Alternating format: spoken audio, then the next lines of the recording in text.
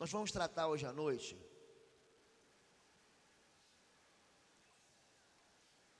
tem duas áreas que quando eu trato, quem está sentado assim se mexe na cadeira. Eu vejo assim, né? A esposa cutucar o marido, eu vejo daqui, ó. Então, por exemplo, quando eu trato de finanças, gente, se Satanás quiser arrasar a tua vida e trazer infelicidade, ele vai mexer nas tuas finanças. Os midianitas invadiam Israel como gafanhotos. No tempo de Gideão, eles tinham que malhar trigo no lagar, esconder a produção, porque senão o inimigo levava. E Deus sempre, quando o povo está em aflição, Ele levanta um libertador. Sempre o povo clama, Deus ouve, e Deus levanta uma pessoa, um homem, que vai conduzir o povo para um lugar de fartura, de novo, para um lugar de espaçoso, onde mana leite e mel. Hoje eu vou tratar de um assunto que é sexualidade. Eu vou tratar com santidade. Eu queria que você entendesse que nós não vamos aqui, de maneira nenhuma, levar vocês para um lugar de culpa ou de condenação. Então lembre disso, Jesus veio para libertar cativos. A unção messiânica, ela é carregada desse poder de tirar as pessoas de dentro de cativeiro, de dentro da prisão, de soltar as cadeias de Satanás. A unção messiânica, gente, tudo que Deus faz, Ele faz pelo Espírito. Ele não faz pela força do braço. Você não consegue se libertar porque você é inteligente, ou porque você é um teólogo e conhece a Escritura. Você não consegue se libertar porque você é esperto. Quando Deus começa tudo, a Bíblia diz que Deus, no princípio, Ele criou os céus e a terra, e o Espírito de Deus estava lá, sobre a face das águas. Toda vez que Deus usa um homem, o Espírito Santo se apossa dele, e transforma, e capacita, e unge ele. A palavra unção significa um espírito sobre, é um esfregar.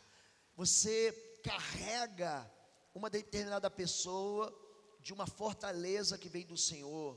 A unção energiza o homem e o capacita para fazer algo que na natureza ou no natural a gente não consegue fazer.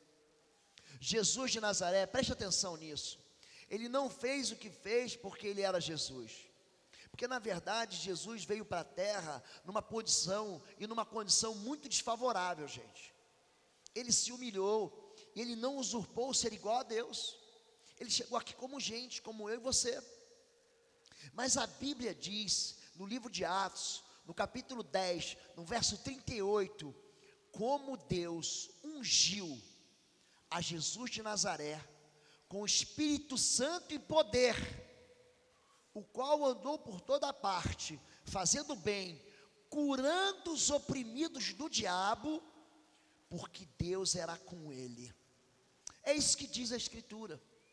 É assim que a Escritura fala que Jesus vence. Então eu queria transferir para a igreja hoje uma palavra assim mergulhada na profecia bíblica. Eu prego a Bíblia. Quem esteve comigo pela manhã aqui, nós hoje pela manhã nós lemos mais de 250 versículos bíblicos, sabia disso? Entre manhã e tarde. Porque não adianta eu trazer uma revelação que venha simplesmente do coração, da alma e da carne do homem. O testemunho de Deus, a palavra de Deus é que tem poder. Então eu queria que você recebesse essa palavra assim com muito carinho, tá bem?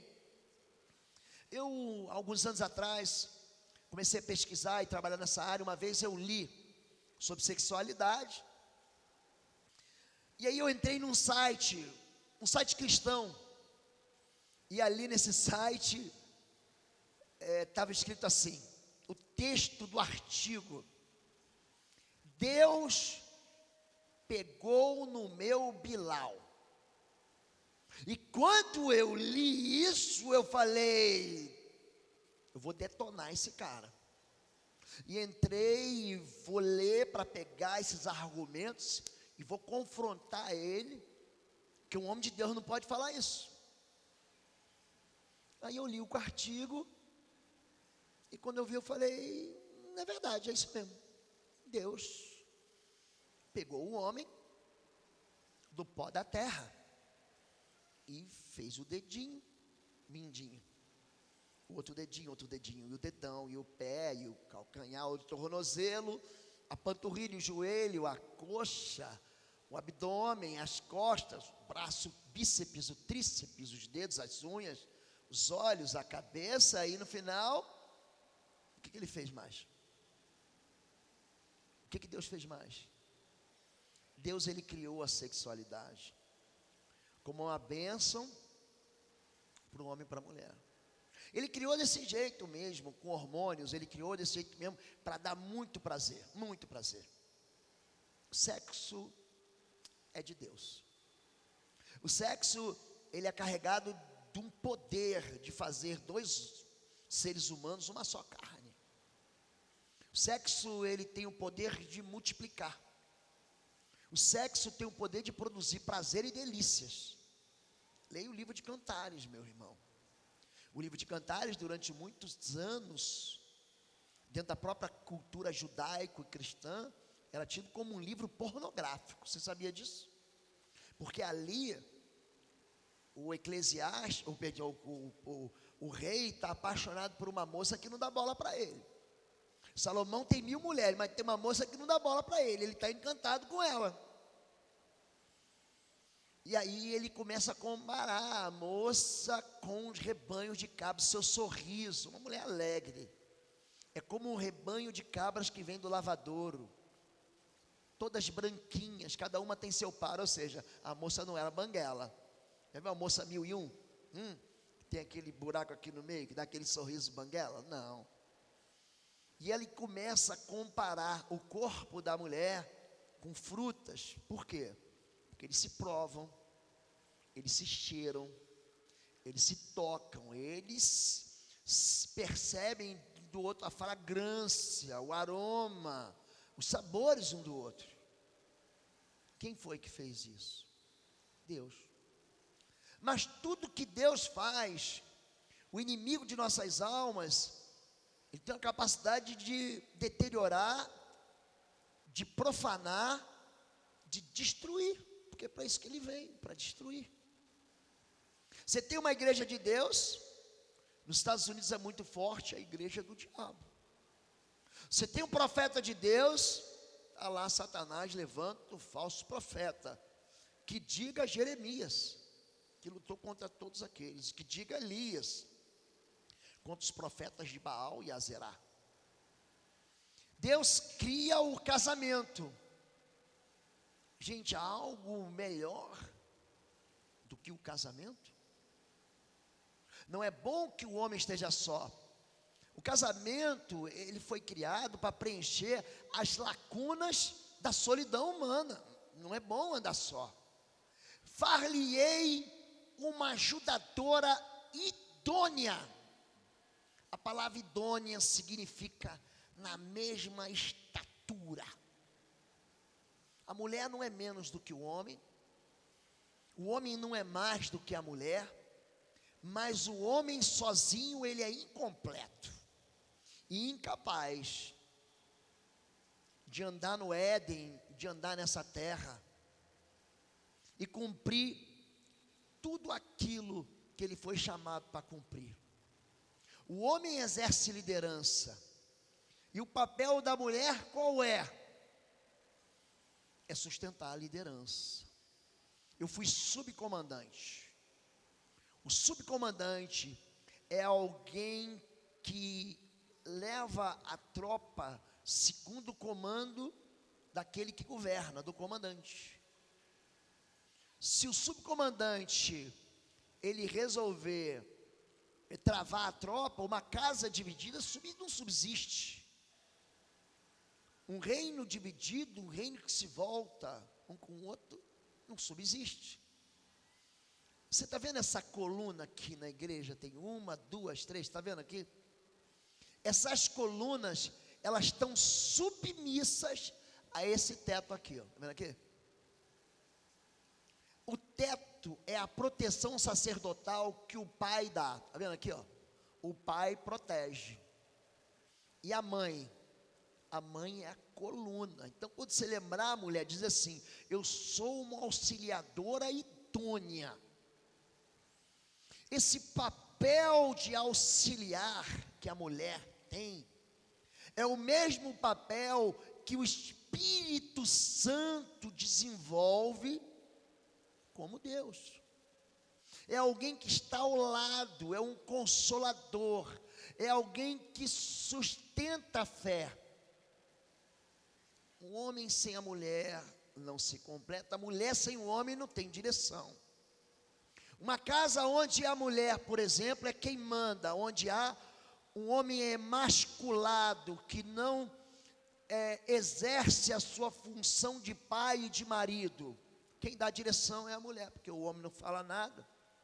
A maior maldade que você pode fazer com seu filho, pai, é quando ele vem perguntar alguma coisa e você fala assim: resolve com a sua mãe. Isso é cruel. Você não está exercendo o seu direito sacerdotal de dizer sim e não, eu te abençoo e eu não abençoo isso. Filhos que crescem em lares sem a figura masculina, eles desenvolvem fobias, eles vivem na timidez. Você quer ver uma coisa? Os quadros de homossexualidade, é esse o nome que eu dou, porque há uma turma que quer romantizar a homossexualidade, chama de homoafetividade. Quando você pega, e eu trato de alguns jovens, nós, ano passado, ano retrasado, eu fiz um casamento de um jovem, ele me procurou assim, muito triste, com muito medo. Ele falou: pastor, eu já te ouvi, eu vi sua mensagem, só você pode me ajudar. Eu não tenho coragem de falar para ninguém. Eu estou dentro da igreja, eu sou crente, minha mãe é crente, mas desde pequeno, daqui para cima, pastor, eu sou homem, daqui para baixo eu sou mulher. Há uma diferença muito grande entre a homossexualidade e a tendência homossexual. Qualquer pessoa que eu trato, ele vai dizer: pastor, enquanto há tendência homossexual e não há o relacionamento sexual, homossexual, está tudo bem. Mas depois que o homem transa com o homem, que a mulher transa com a mulher, aí complica tudo. Por quê? Porque eles saem debaixo da autoridade do pai e da mãe. O sexo, ele tem poder de fazer o que com a gente? Quebrar a aliança anterior. Então a aliança mais forte que eu tenho é com quem? Com meu pai e com a minha mãe. Mas quando o adolescente transa, ele rompe essa aliança, ele se torna rebelde ao pai, rebelde à mãe, à autoridade do pai e da mãe. Ele faz uma nova aliança com uma moça e a partir dali eles são uma só carne. É isso que o sexo faz. Um quadro de homossexualidade, ele tem 4 fundamentos principais. Eu posso falar, por exemplo, de 10 fundamentos, mas em 95, cada caso é um caso, gente. Cada caso é um caso. Mas a homossexualidade, ela está dentro da igreja. E eu sei que você está aqui hoje. Eu sei disso. Por quê? Porque em todas as igrejas que eu visito, a gente percebe um quadro de gente, de pessoas, uma porcentagem do rebanho de Deus que chega para mim e fala assim: pastor, eu sou esse cara aí, eu sou essa moça aí. E ele não aguenta viver com a sua tendência homossexual. Ele fala: pastor, a Bíblia diz uma coisa, eu estou indo para o outro lado. Há uma denúncia contra a imoralidade, eu estou vivendo nela. A homossexualidade, em 95% dos casos, não são todos os casos, ela tem raízes profundas. Número 1, a ausência da figura do pai, do homem, gênero masculino. O pai não está lá. Você pergunta: quem é seu pai? Ele: não tenho, nunca conheci, mamãe me criou sozinha. Papai nunca estava em casa, papai trabalhava fora. Ele perde a referência de masculinidade. Em 95% dos casos, esses fundamentos, eles estabelecem marcos na vida da pessoa.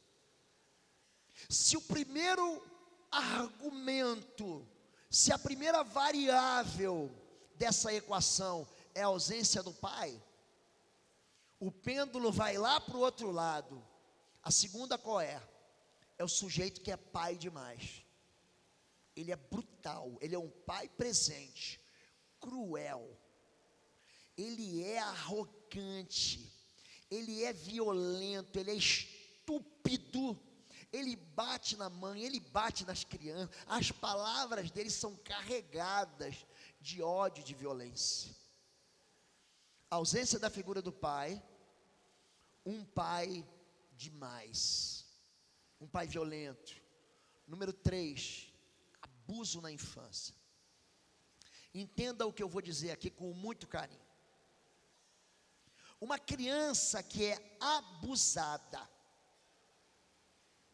ela faz uma aliança com o seu agressor. Vou repetir. Uma criança, uma menininha que é violentada na infância, ela sem querer, ela entra numa aliança com o seu agressor, aquele pedófilo, aquele abusador. Ele agride de tal maneira a identidade que ele produz uma aliança com ela. Pastor, a moça não queria fazer, eu sei, a menina não queria fazer, eu sei. Deixa eu fazer uma pergunta para você. Imagina que eu estou no topo do prédio aqui. Esse prédio tem 80 andares, tá bom? 80? Se eu me jogar lá, o que acontece? Eu vou morrer? Claro. Eu não quero morrer, não quero me jogar, mas alguém me empurra. Eu vou morrer, gente? Eu vou morrer. É a lei. Chama-se lei da gravidade. Eu não quero cair, mas eu tropeço e caio. Eu vou morrer, gente? Satanás, ele sabe disso. Ele sabe disso.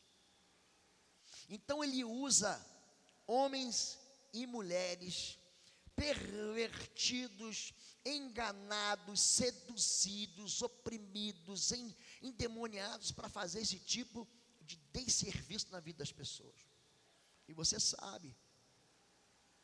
Gente, a gente pensa que o abuso infantil, ele está só na figura feminina, não está? Não está, não. O que tem de homem que foi violado é impactante. Eu tratei de um pastor que tentou o suicídio 2 vezes. Esse pastor me tratava muito mal e falava mal do nosso ministério. Isso não é de Deus, isso não precisa de libertação. Eu levantei a mão, eu aceitei Jesus.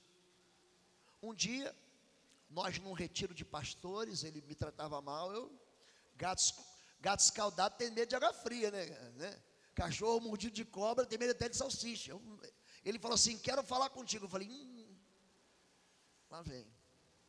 E ele veio conversar comigo e falou, pastor, a verdade é que você prega de um jeito que você não dá nenhuma chance de eu escapar. Então por isso que eu resistia.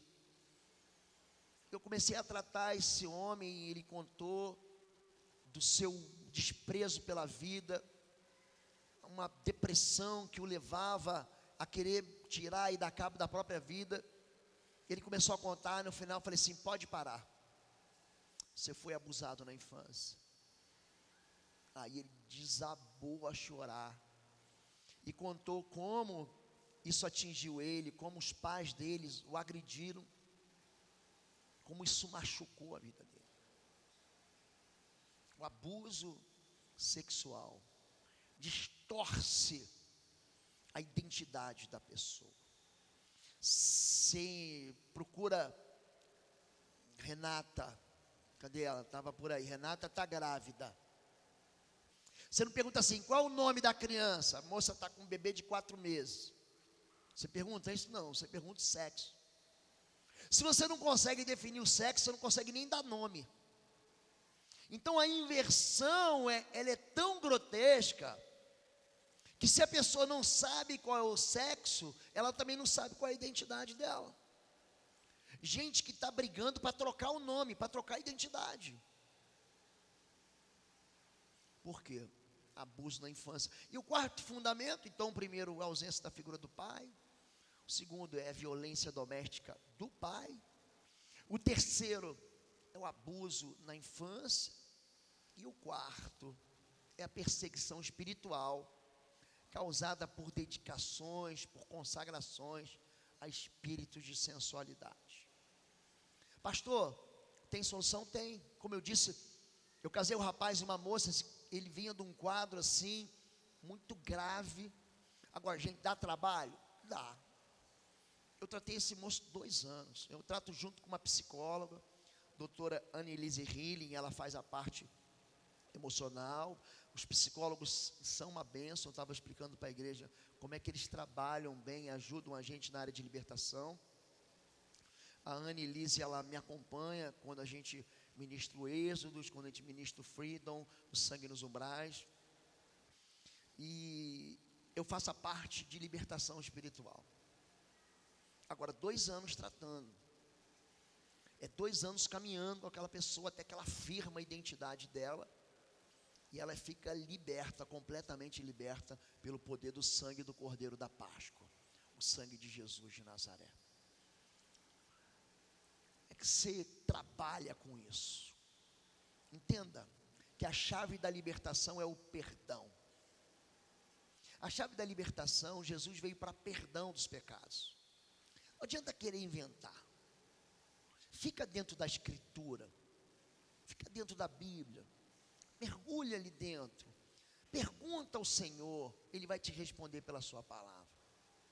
Quando você leva a pessoa ao perdão dos seus agressores, ao perdão pela orfandade espiritual produzida por um pai que não estava lá, um pai que foi covarde, um pai que abandonou, um pai que foi cruel e brutal, um pai que foi irresponsável, um pai que deixou passar fome, que deixou passar necessidade, um pai que nunca teve presente ou que teve presente para agredir. Perdão. Perdão por alguém que violou. Perdão.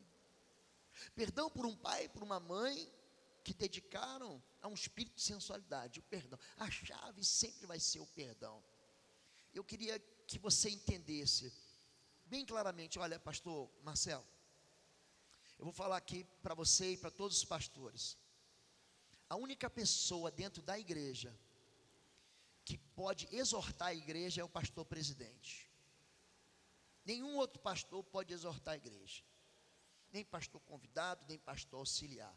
Porque o pastor, ele sabe a medida com que ele pode usar o cajado e a vara. Ele conhece o rebanho dele. Então, eu não estou exortando a igreja.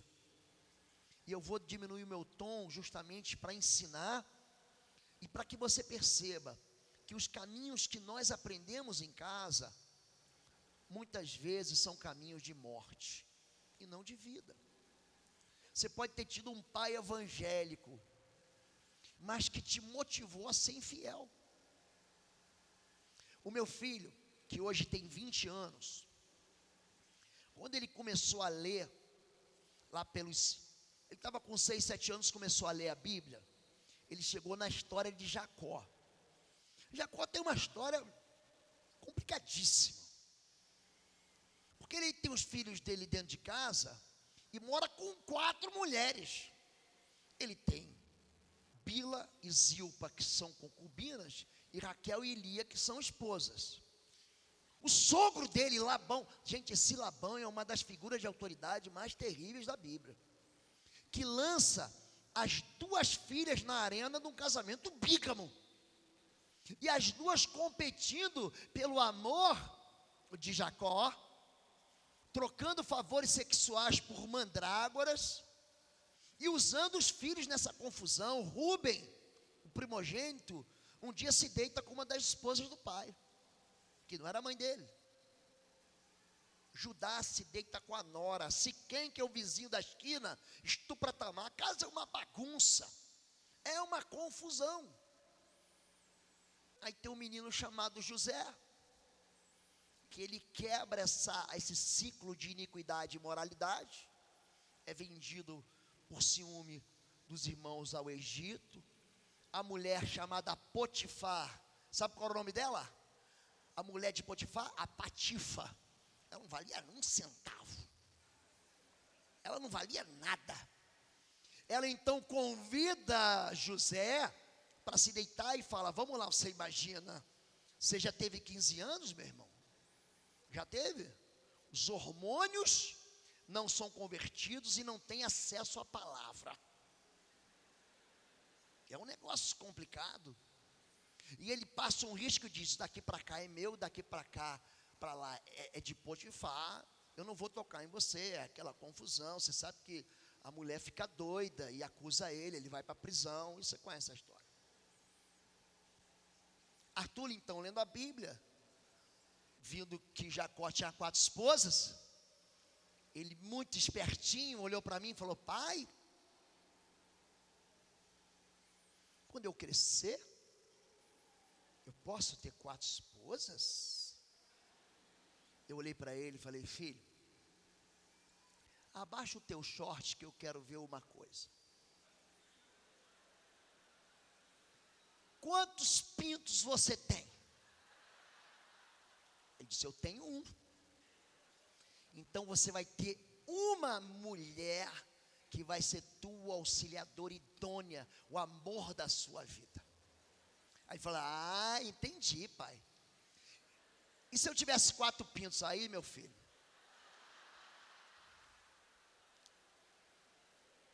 Os pais machistas, eles dizem assim: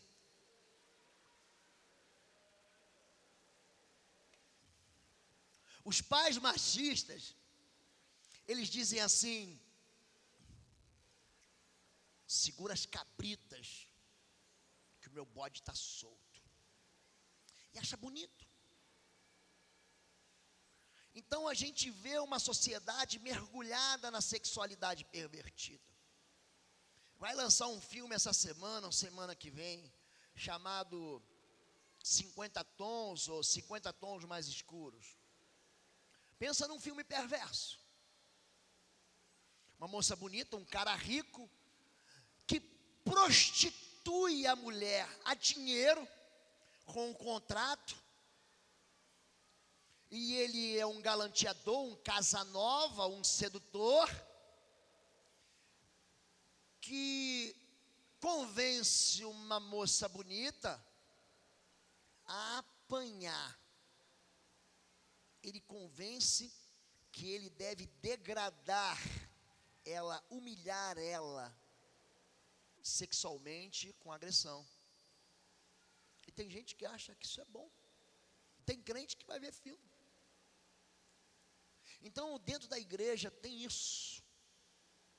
Eu quero falar aqui, eu preparei uns slides, mas Deus está me levando para outro lugar, e eu vou ficar aqui nesse lugar de Deus que está melhor. Quando você fala de sexualidade, gente, você tem que entender que esse é um campo que decepciona, que era para ser uma área de pacto entre 2 pessoas que se amam, homem e mulher, mas eles acabam destruindo o propósito que Deus deu para a sexualidade. A Bíblia diz, em Gênesis, capítulo 38, que havia um homem, que eu já citei, chamado Judá. Judá, ele é filho de um patriarca, Jacó, e ele vem a ser raiz de Davi. Jesus é o leão da tribo de Judá. Há uma promessa de Deus que vem pela vida de Davi, o homem segundo o coração de Deus, de que o Messias, ele deveria vir pela linhagem de Judá, pelo cetro de Judá. Então Judá, ele se envolve sordidamente no episódio em que ele negocia o seu irmão caçula, José e vende ele para o Egito. Quando os irmãos chegam em casa com a túnica, aquela túnica manchada de sangue, e entregam e enganam Jacó. Vê se é a túnica do teu filho. Ele chora e diz: eu vou descer chorando para a sepultura. E não há nada pior de que você viver num ambiente onde tem uma pessoa deprimida. Judá não aguenta isso. Então no capítulo 38 há um parêntese nessa história de Jacó. E para falar de Judá é importante isso, porque diz assim: então Judá apartou-se de seus irmãos. Se você puder, Lion, coloca Gênesis 38, verso 1, por favor. Gênesis 38, ele começa a contar como Judá, ele tropeça e começa a escolher um caminho que vai produzir morte para ele. Consegue, Lion, por favor? Gênesis 38, verso de número 1. Você consegue fazer isso? Como eu prego isso? Olha lá. Por essa época, Judá deixou seus irmãos e passou a viver na casa de um homem de Adulão, chamado Ira. Passa o verso 2. Ali Judá encontrou a filha de um cananeu, chamado Suá. Casou-se com ela, ele a possuiu, ela engravidou e deu à luz um filho, o qual deu o nome de Tornou a engravidar, teve um filho e deu-lhe o nome de Onã. Quando estava em Quezibe, ela teve ainda um outro filho e chamou de Selá. Judá escolheu uma mulher chamada Tamar para seu filho mais velho. Mas o Senhor reprovou a conduta perversa de filho mais velho de Judá, e por isso o matou. Então Judá disse a Onã: case-se com a mulher de seu irmão, cumpra suas obrigações de cunhado para com ela, e dê a descendência a seu irmão. Mas Onã sabia que a descendência não seria sua. Assim, toda vez que a possuía a mulher do seu irmão, derramava o sêmen no chão, para evitar que seu irmão tivesse descendência. O Senhor reprovou o que ele fazia, por isso o matou também. Disse então Judá à sua nora Tamar: more como viúva na casa de seu pai, até que meu filho Selá cresça. Era o caçula, porque temia que ele viesse a morrer como seus irmãos. Assim Tamar foi morar na casa do pai. Tempos depois morreu a mulher de Judá, filha de Sua. Passado o luto, Judá foi ver os tosqueadores e seu rebanho em Tímina, com seu amigo Ira, o adulamita. Quando foi dito a Tamar: seu sogro está a caminho de Tímina para tosquear as suas ovelhas, ela trocou suas roupas de viúva, cobriu-se com um véu para se disfarçar e foi sentar-se à entrada de Enaim, que fica no caminho de Tímina. Fez isso porque viu que, embora Selá já fosse crescido, ela não lhe tinha sido dada em casamento. Quando viu Judá, pensou que fosse uma prostituta, porque ela havia encoberto o rosto. Não sabendo que era sua nora, dirigiu-se a ela à beira da estrada e disse: venha cá, eu quero deitar-me com você. E ela lhe perguntou: o que você me dará? Aqui ele começa a negociar valores espirituais. O que você me dará para deitar-se comigo? Ele disse: eu lhe mandarei um cabritinho do meu rebanho. Ela perguntou: você me deixará alguma coisa como garantia até que eu mande? Disse Judá: que garantia devo dar-lhe? Respondeu ela: o seu selo com o cordão e o cajado que está na sua mão. Ele os entregou e a possuiu, e Tamar engravidou dele. Essa história do homem de Deus que perde a razão. A primeira coisa que acontece com esse homem: ele se afasta dos seus irmãos. Se você quiser cair na cilada da sensualidade, o primeiro sintoma é o abandono da igreja. É um homem e uma mulher que não se submete ao cuidado pastoral. É um homem e uma mulher que não se submete ao discipulado cristão. É um homem e uma mulher que ignora o juízo de Deus. É um homem e uma mulher que tem um potencial, mas que despreza, ele profana o valor que Deus deu para a sua própria vida. A prostituição, gente, é algo que é muito grave, porque ela tem a capacidade de roubar valores na vida da pessoa. Ah, pastor, mas foi só sexo. Olha para mim, querido.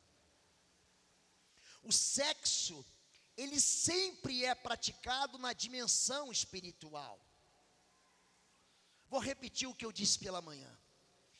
Quanto mais parceiros sexuais você tiver, mais solitário você vai ser.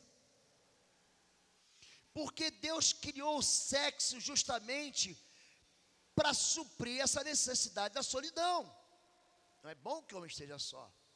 Falhei uma, mas ele tem uma e rompe com essa uma e fica só.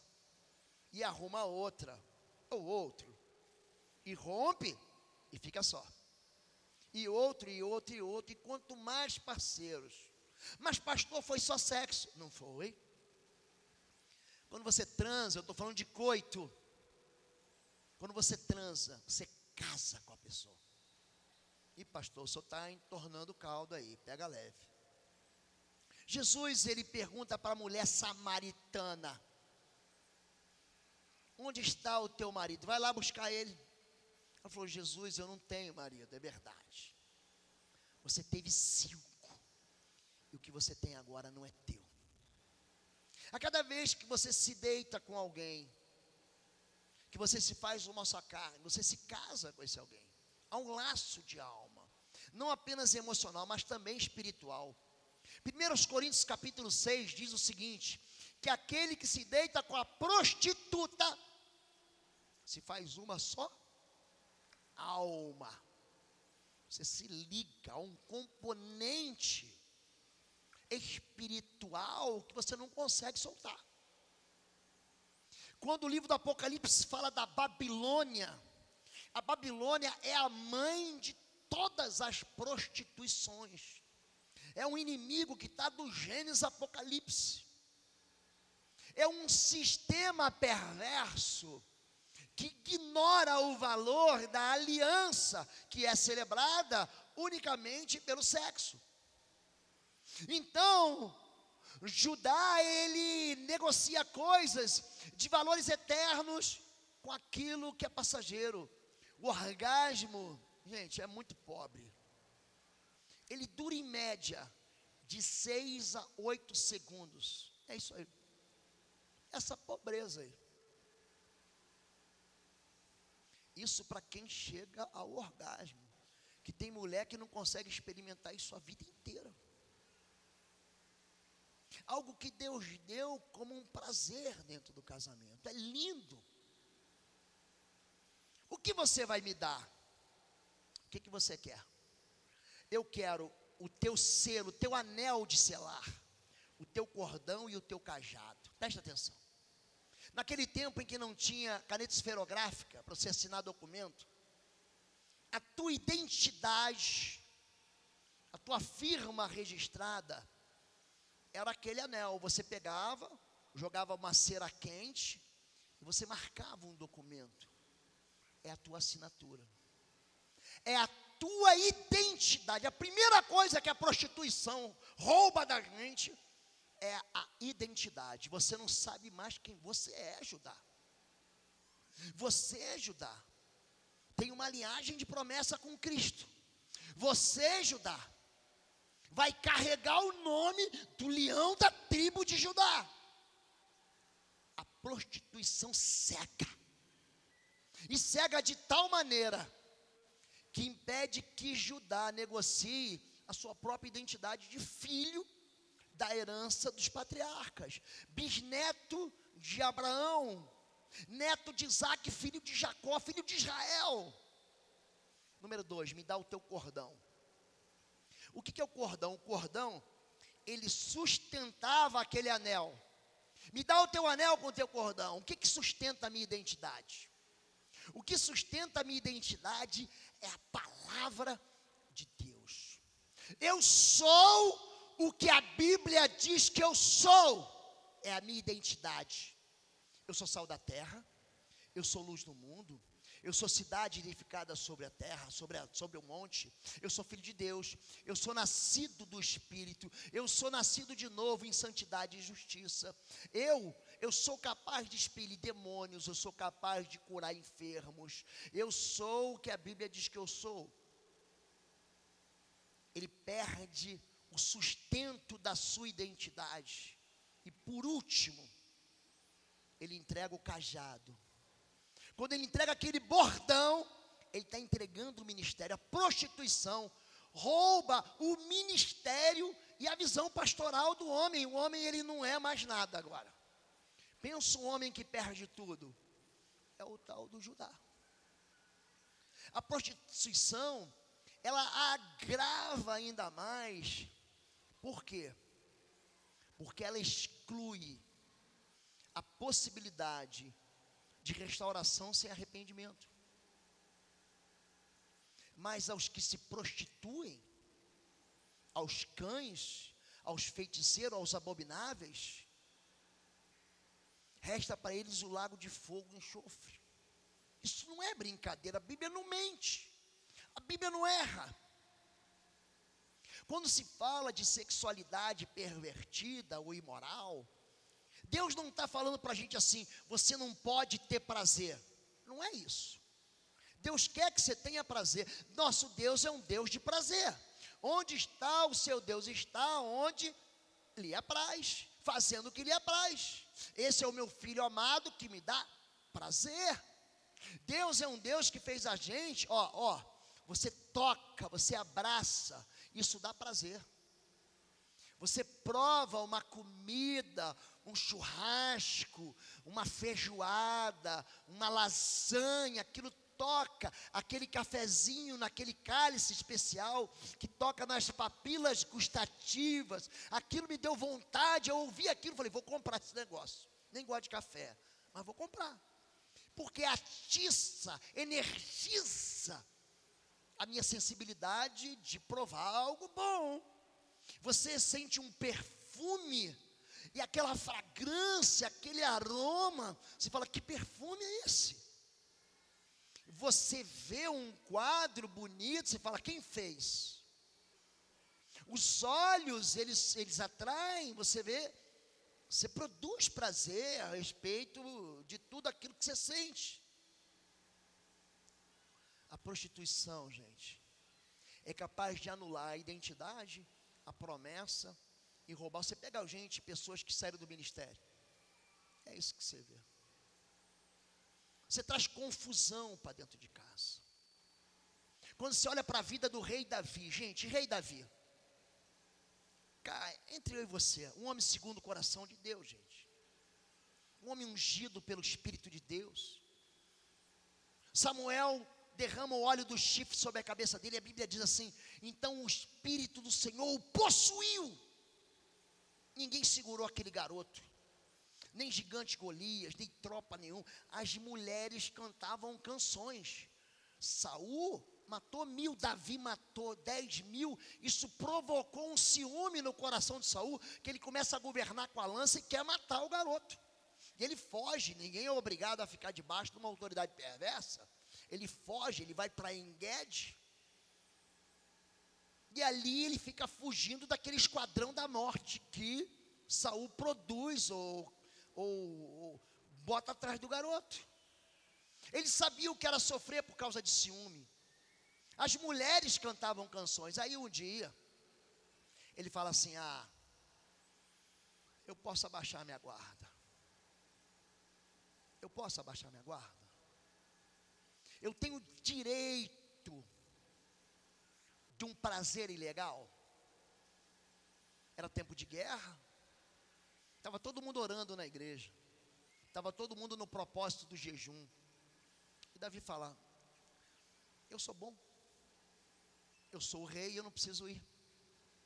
Então ele fica lá, perambulando pela cobertura do seu palácio, e ele vê a vizinha, a moça bonita do 404.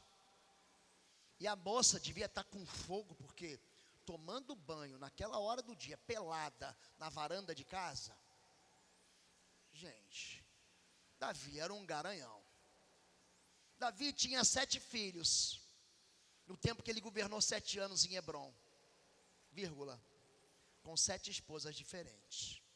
Davi era um pegador.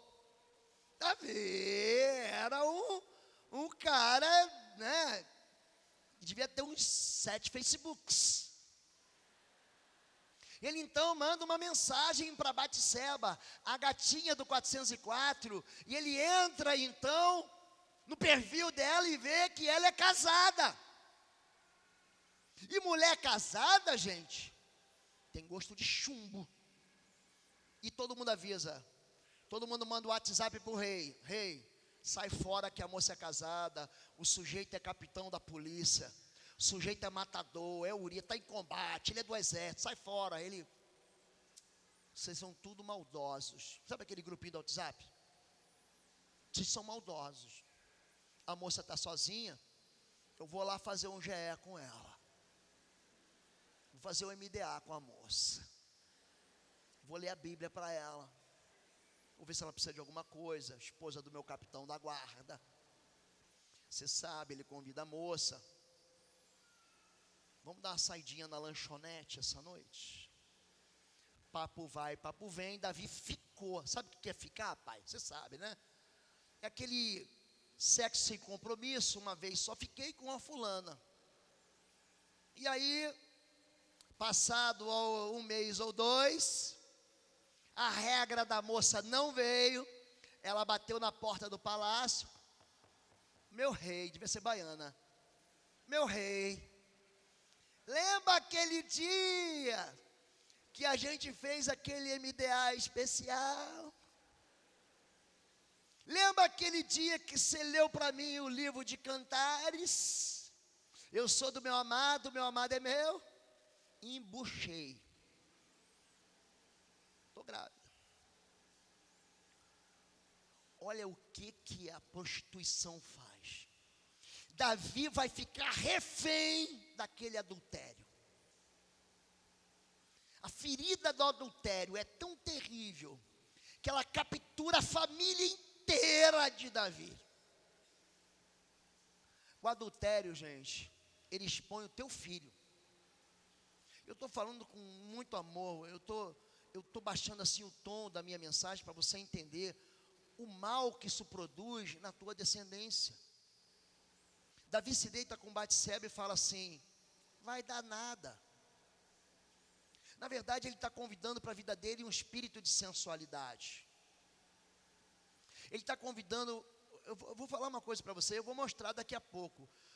Ô Lion, prepara Oséias 4:11, por favor, que eu quero que você passe daqui a pouco. Oséias 4:11. O espírito de sensualidade, a sensualidade é um demônio. Ele cega a pessoa. Ele emborrece a pessoa. A prostituição, olha lá, o vinho e a cachaça, prejudicando o discernimento do meu povo. Tem uma versão que diz: tiram a inteligência, produz no coração do homem a mesma fragilidade que o álcool produz. Sabe gente bêbada? Sabe gente de pileque, que comete as maiores loucuras e vergonhas? É isso que a sensualidade faz. Cega, emburrece. E você diz: por que você está fazendo isso? Você tem família. Ele diz: eu quero é ser feliz. E essa é a maior mentira, ou uma das maiores mentiras de Satanás. Você não entra no casamento para ser feliz. Você entra no casamento para fazer o outro feliz. E a mulher, homem, é que nem transformador. Você lança 110 e ela devolve 220. Fabiola, minha esposa, ela tem uma unha Quando ela quer alguma coisa, ela passa aquela unha aqui na minha careca. Nem anjo do Senhor me livra. Não livra. Não tem livramento. Ela sabe disso.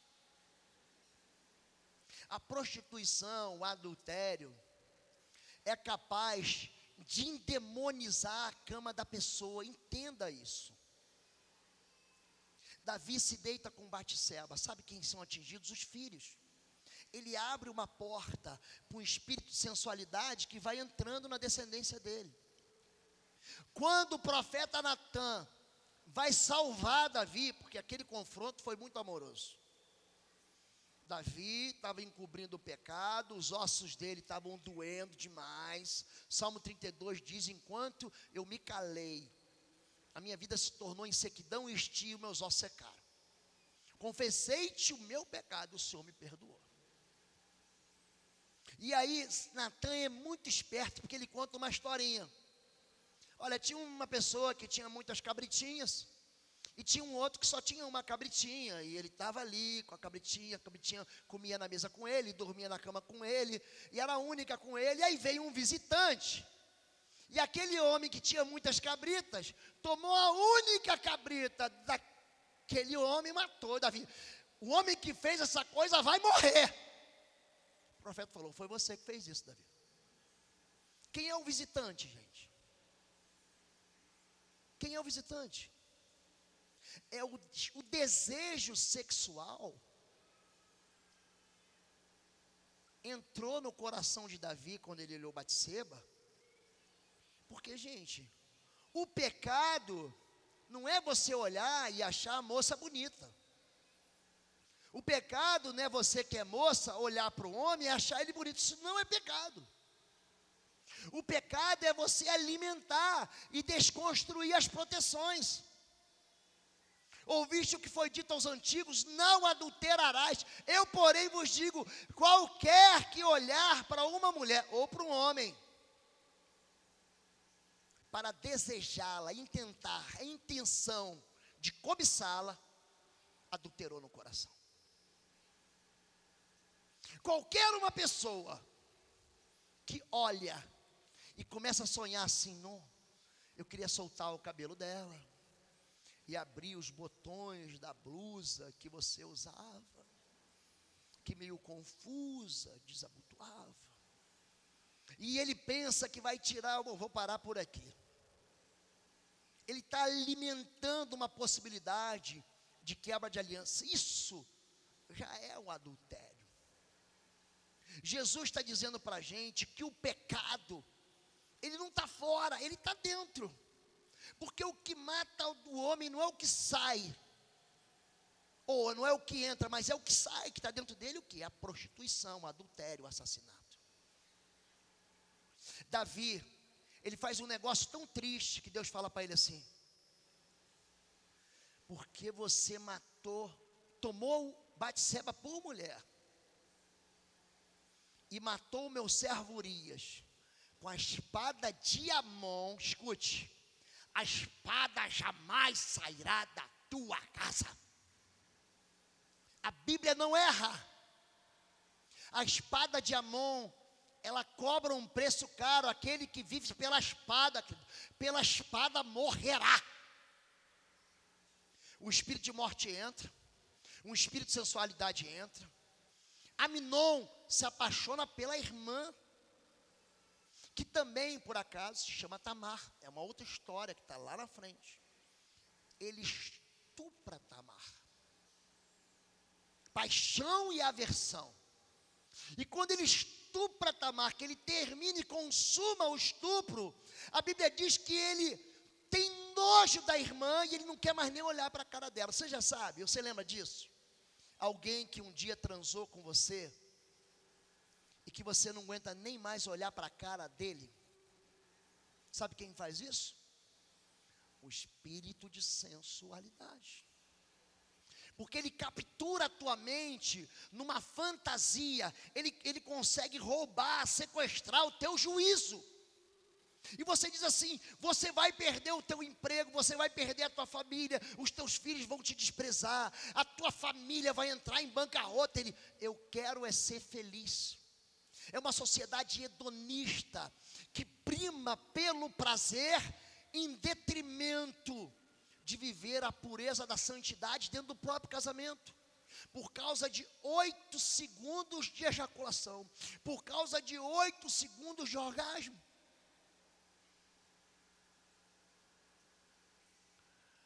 Quando a gente olha para Davi, a gente vê que não apenas Aminon estupra Tamar, aquele espírito de morte invade o coração do outro filho, Absalão, que mata Aminon.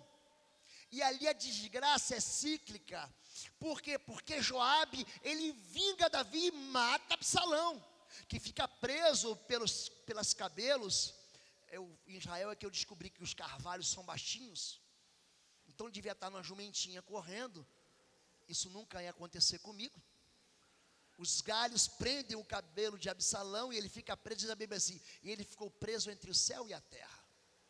Ele não conseguiu agradar nem aos homens, nem a Deus, e Joabe passa a espada nele, e aquele espírito de morte vai ceifando vidas, que mata também o filho de Davi com Batseba, aquele que nasceu um ano depois, e que mais tarde vai matar Adonias pela espada de Salomão. Antes de morrer, Absalão se deita com 10 concubinas do pai. Você acha que parou aí? Salomão então toma para si 1000 mulheres, mil, a ponto delas corromperem o coração de Salomão, e ele trazer a idolatria para dentro de Israel e de Jerusalém. É isso que o adultério faz. Você pega pessoas e vida de pessoas que se envolverem em adultério. Presta atenção no que eu vou dizer, presta atenção nisso. Você pega uma pessoa que foi abusada sexualmente. Você pergunta assim: nesse tempo, onde é que estava o teu pai? Onde é que estava a tua mãe? Minha mãe estava com um amante. Meu pai estava com um amante. O adultério, gente, desprotege os teus filhos. Você precisa entender que existe uma consequência grave nisso. Quando a gente fala de sexualidade, eu gosto muito de lembrar de uma figura. Tem um homem na Bíblia, em Juízes capítulo 13, chamado Sansão. Sansão é um sujeito que ele nasceu consagrado para a libertação. É o cara do ministério de libertação, Sansão. O anjo aparece para Manoá e fala assim: olha, ele foi escolhido por Deus, ele vai libertar Israel. A Bíblia diz que o Espírito Santo de Deus tomou conta desse homem. Ele fazia coisas que qualquer ser humano não pode fazer, mas ninguém sabia de onde vinha a força dele.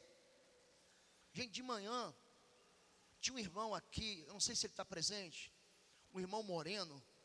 Gente, é um irmão grande, da tribo de Golias, está ali, meu irmão. Porque veja bem, é Valdir o seu nome, querido? Álvaro, Alfeu, filho de Alfeu.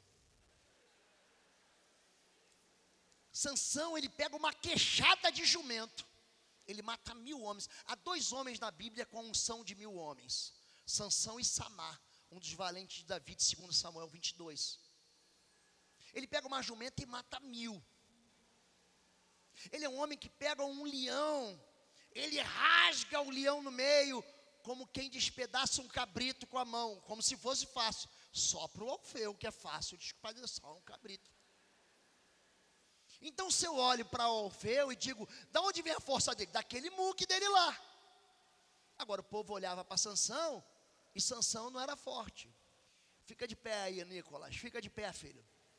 Fica de pé. Aí, se ele começa a fazer, da onde que vem a força desse menino? De onde que vem? A força vinha do cabelo de Sansão, é isso, gente? Era, gente? Era isso ou não era? Quem acha que era, levanta a mão. Quem acha que não era, levanta a mão. Tem um monte de gente que não acha nada. Sansão, gente, ungido pelo Espírito de Deus. A Bíblia diz que o Espírito de Deus o possuiu. E ele desbaratou, ele pega as raposas e coloca a tocha de fogo e queima a plantação, a produção dos filisteus. Mas ele começa a se envolver sexualmente. Ele toma para si uma das filhas dos filisteus. Ele se envolve, escuta isso. Ele se envolve com gente que não serve ao Deus dele. Aprende isso, querido, aprende isso. Eu vou vir aqui e vou baixar o tom para você entender. Quantos aqui querem casar? Levanta a mão assim, com fé, minha irmã. Quem quer casar? Levanta assim, meu irmão. Quer casar? Levanta a mão. Pastor, como é que eu sei que aquela moça é de Deus, pastor? Como é que eu sei que aquele rapaz é de Deus? Eu quero casar. Como é que eu sei? Vou te dar a dica aqui. A dica está no livro de Ruth. O livro de Ruth fala de aliança. E diz assim, ó: o teu Deus vai ser o meu Deus. O teu povo vai ser o meu povo. Onde tu fores, irei eu. Onde tu pousares, pousarei eu. Essa é a dica. Então vamos lá. Quem é filho de Deus aqui, levanta a mão e dá glória. Amém, você é filho de Deus. E a moça que você quer namorar é filha de quem? Nasceu de novo? É, gente? Não, porque o teu Deus vai ser o meu Deus. Se ela é filha da pombagira, se ela é filha do Exu, se ela é filha de quem quer que seja, não adianta falar tá amarrado, meu irmão. Não adianta. Não adianta. É parente, é sogro, vai te visitar. Porque o teu Deus vai ser o meu Deus. Então, se você não pode casar com o Deus dessa pessoa, não case com ele. Número 2, o teu povo vai ser o meu povo. Escute isso, é importante isso. Se você não pode casar com a família dessa pessoa, não se case com ele. Ah, pastor, quero apresentar para o senhor meu namorado, a menina diz. O nome dele é Fernando. É? De que família? É Fernandinho Beiramar. Você vai ser mulher de traficante. Porque o teu Deus é o meu Deus e o teu povo vai ser o meu povo. Se você não pode casar com a família dele, olha para a sogra, querido. Não adianta dizer que é jararaca. Olha para a sogra. O meu genro vai casar com a minha filha. Agora em maio. Eu sonho com esse homem desde que ele é pequeno. Eu oro pelo meu genro desde que minha filha tinha 1 ano. Eu oro pela minha nora desde que Arthur estava no ventre da Fabiola. Ela vai ser minha amiga, ela vai ser amiga da minha esposa, e ela vai entrar para a minha família, porque o meu povo e tudo que eu tenho vai ser dela. Tudo que eu tenho vai ser do meu genro. Se você não pode casar com a família, não case com ele nem com ela. Número 3, você vai casar com os valores. Aonde você for, eu vou. O rapaz te trai durante o namoro. O que você acha que vai acontecer quando ele casar? Tem gente que entra numa confusão. Ele sabe que o homem já teve uma família, abandonou, teve outra família, abandonou. Está casando com ele de novo para quê? Você não sabe que ele vai te abandonar? Há uma fissura no caráter dele. E ele no final joga o problema e diz que o problema é das outras, é da mulher, não é dele. Valor. Você casa com um caráter. Onde tu pousares, pousarei eu. Caráter, querido, é estátua. Não muda a estátua, está lá. Você vai no Rio de Janeiro, o Cristo Redentor está como? Não está assim? Ele não está assim, chega lá, esse ano o Cristo Redentor mudou.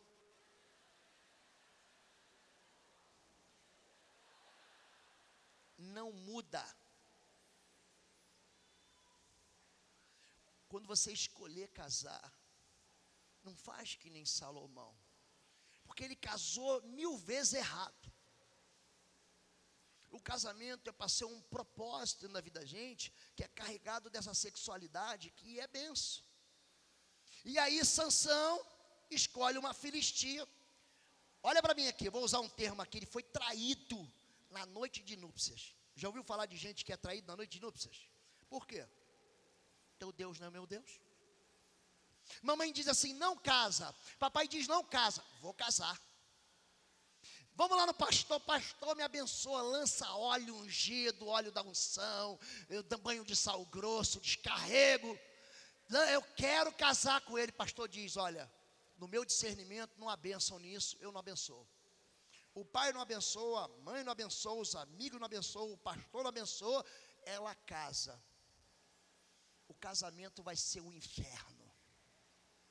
Já viram assim, traga o seu amor de volta em 3 dias? Isso é verdade, gente? É verdade? É verdade. É verdade. É um termo de um contrato. É um contrato espiritual. Ele traz o teu amor, mas ele vem junto. Ele traz o teu amor e traz o inferno para a sua vida. Traz a confusão.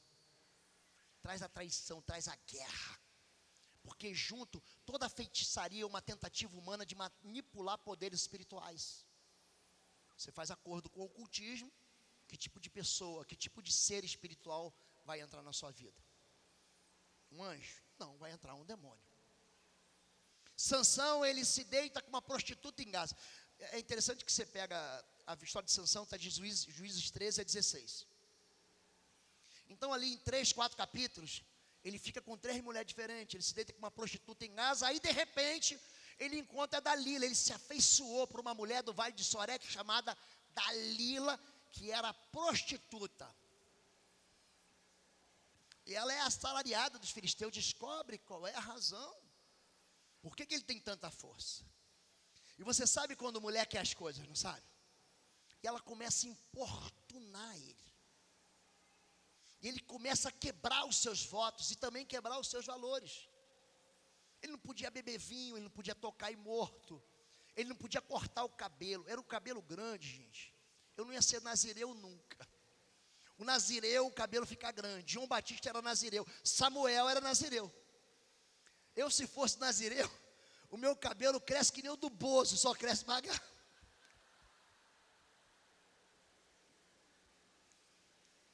Aquilo era um sinal externo de algo que acontecia no coração dele. Era uma consagração. E ele começa a brincar de pecar. De onde vem a tua força? E ele fala, a minha força, eu vou perder se você amarrar o meu cabelo com cordas novas que nunca foram usadas. Ele começa a brincar de cair. Há algo terrível na perversão sexual, na imoralidade. Quando Deus fala em Jeremias capítulo 2, ele fala o seguinte, o meu povo cometeu contra mim 2 crimes, eu estou decepcionado, eu estou frustrado, a minha alma está condoída, porque o meu povo cometeu contra mim 2 transgressões graves, 2 crimes. Ele me deixou a mim fonte de águas vivas, e cavou para si cisternas rotas, poços que são rachados, e não retém água, e juntam lama e lodo. Mais ou menos o seguinte, Deus está aqui, é uma fonte de água mineral transparente e cristalina, e aqui tem uma privada, água suja com coliformes fecais. Eu tenho sede. Assim como aquela mulher samaritana tinha sede de ser feliz e tinha 5 maridos. Só que em vez de eu saciar a minha sede em Deus, a fonte de águas vivas, eu vou na privada. Não tem um exemplo melhor para eu te dar, querido. Eu pego um copo de água da privada e digo, mas é limpinha. E bebo. Nossa, eu matei a minha sede, sim. Você não matou sua sede. Você comeu sujeira, você bebeu lixo, você bebeu veneno. Você, querido, me abandonou, você me trocou. Ó, geração adúltera e perversa. Vocês pedem um sinal, mas nenhum sinal vos será dado, senão o sinal do profeta Jonas. Um povo que viu milagres, e Deus diz, olha, haverá menos rigor, ou mais rigor para essa geração adúltera, do que para Sodoma e Gomorra, porque lá o couro comeu.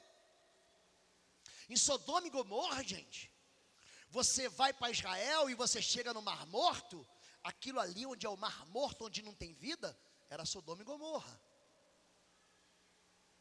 Produz morte. Então Sansão, ele começa a brincar de que eu posso ser crente, mas eu posso viver uma sexualidade ilícita. Eu posso ser crente, mas eu posso visitar site de pornografia. Olha o que eu vou dizer para você. Tem um site americano chamado Family Foundation, eu não lembro se é .org, .com, Family Foundation. E tem uma pesquisa lá sobre pornografia. Essa pesquisa é de 2010, nós estamos aí em 2017. Então você fala assim, está defasada. Não está. Ela conta a realidade da fantasia que captura a mente da pessoa, que produz desejo. 94% dos pedófilos, eles são viciados em pornografia infantil. É por isso que pornografia infantil é crime. 33% dos homens, eles são visitantes regulares de pornografia no seu trabalho. 55% dos homens na igreja, crente, ovelha do rebanho do Senhor, são visitantes em algum grau em sites pornográficos. 45% das mulheres também são. Ah, pastor, sexo virtual não dá nada. Eu vou repetir o que eu disse de manhã. Por que você acha que as grandes empresas pagam milhões para colocar 20 segundos de propaganda na televisão, no horário nobre? Por quê? Por quê, gente? Compre batom. Compre batom. Compre batom, compre batom, compre batom. O seu filho merece batom. Sabe quanto tempo tem essa propaganda? 30 anos tem essa propaganda. 30. E você lembra dela. A pornografia, gente, envenena a mente. E faz com que você crie no seu coração um desejo sexual que não é simplesmente perverso, mas que é impossível. São atores. São atores. A mulher é desprezada como um animal. Ela é a coelhinha da Playboy, ela não é gente. Reduz o valor da mulher como mulher. É uma covardia. E é uma mentira que cega e que coloca o homem dentro do calabouço. Você pergunta assim, pastor, meu marido não me busca. Então eu vou dizer para você, querida, teu marido não te busca? Ele fala que ele tem um problema aí fisiológico. Um problema fisiológico resolve no médico. Resolve. Aí tem, número 1, em primeiro lugar, pornografia, ele está se acabando lá. Número 2, adultério. Número 3, uma homossexualidade enrustida ou uma homossexualidade que ainda já está sendo ativada. O número 4, aí tem um problema fisiológico. Só que como há vergonha e medo, ele não coloca isso e não é ajudado. É isso que acontece. Há problemas emocionais que tiram a libido? Claro que tem. Você passa por uma crise financeira, o seu filho fica doente, há uma enfermidade, há uma crise na vida, isso afasta, mas o termômetro do amor entre o casal e da saúde do casamento é justamente a intimidade sexual. Se você nega, ou se você só nega isso, tem mulher que só nega para punir. Você está ativando na vida do seu filho um espírito imundo. O diabo, ele se importa com isso. A Bíblia diz no livro de Coríntios, capítulo 7, Ele diz o seguinte: o corpo da mulher não pertence à mulher, mas ao marido. O corpo do marido não pertence ao homem, mas à mulher. Ele diz: não vos proibais, a não ser por pouco tempo, para jejum e oração, para que Satanás não vos tente pela vossa incontinência. Ele se importa com a vossa incontinência. Ele entra nesse lugar de sedução por causa da vossa incontinência. Entenda que há um lugar de beleza, de pureza, dentro do casamento, da sexualidade. Mas o que Sansão faz? Negocia o seu dom, até que um dia ele conta para a mulher: se você cortar meu cabelo, a casa cai. Escuta isso aqui agora. O poder de Sansão nunca esteve no cabelo. De onde vem o poder dele? O poder vem da pureza. O poder vem da pureza. Se o espírito imundo opera, transita no lixo e na imundície, o Espírito Santo opera e transita na santidade e na pureza. E quando ele negocia esse valor espiritual, que é o sexo, quando ele se deita com uma, com duas, com três, ele fala no final assim, capítulo 16, verso 20: mais uma vez sairei e me libertarei, como antes. Aí diz a Bíblia assim: mas ele não sabia que o Senhor já havia o abandonado. Sabe o que acontece com esse homem chamado Sansão? Esse líder poderoso, está ali, ó. Então ela chamou Sansão, os filisteus estão atacando. Ele acordou do sono e pensou: sairei como antes e me livrarei. Vai se livrar, gente? Agora ele está no calabouço, mas não sabia que o Senhor tinha deixado. Um homem ungido pelo Espírito Santo, cheio do poder de Deus, chamado para libertar cativos, chamado para liderar o rebanho de Deus.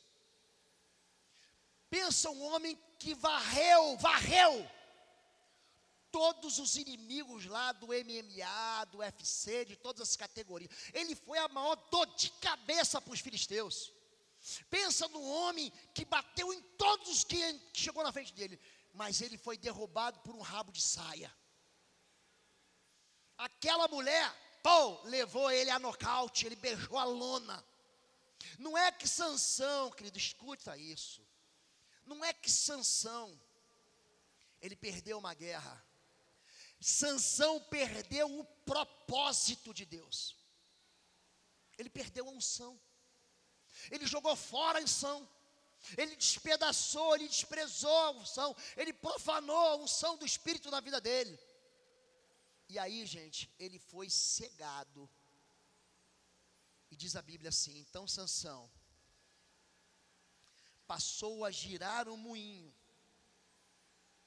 e ele andava cego.